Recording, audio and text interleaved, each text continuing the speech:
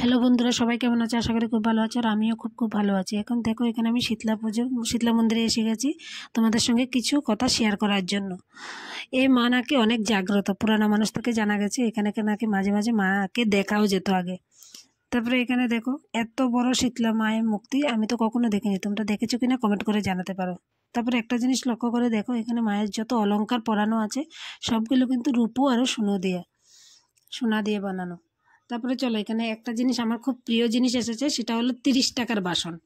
এটা আমার মনে হয় আমার মতো সব মহিলাদেরই খুব প্রিয় হবে, যেহেতু আমাদের বেশিরভাগ সময় রান্নাঘরে কেটে যায়। তো রান্নাঘর সাজানোর দায়িত্বটাও আমাদেরই থাকে। এখানে যা নেবে সব 30 টাকা। এখানে দেখো হাতা খুন্তি, বড় বড় বাটি। তারপরে এসে গেছি ব্যাগের দোকানে এখানে সব 100 টাকার ব্যাগ। তারপরে এখানে সানগ্লাস। তারপরে সবচেয়ে মজার জিনিস পরে আসবে, সেটা হলো আচার। এখানে অনেক রকমের আচারও পাওয়া যায়। তারপরে এই যে মেয়েরা কানের চুড়ি, নেলপালিশ, কানের দোকানটাই বেশি ছিল, যেহেতু মেলার মধ্যে তো কানের হবেই। কানের না থাকলে মেলা আধুরা থেকে যাবে। তারপরে এখানে দেখো আবার দুটো গোপাল সোনারও এসেছে। গোপালের দোকানে একটা এসেছে, অনেক সুন্দর সুন্দর ড্রেস। তো ভেবেছি আমিও গোপালের জন্য কিছু একটা কিনবো। তারপরে এখানে এসেছে আচার, পাঁপড়। তো আমি ভেবেছি একাদশীর জন্য কিছু পাঁপড় আমিও কিনে রাখবো। এই যে এখানে আলুর পাঁপড়, আমের পাঁপড়, অনেক রকম পাঁপড়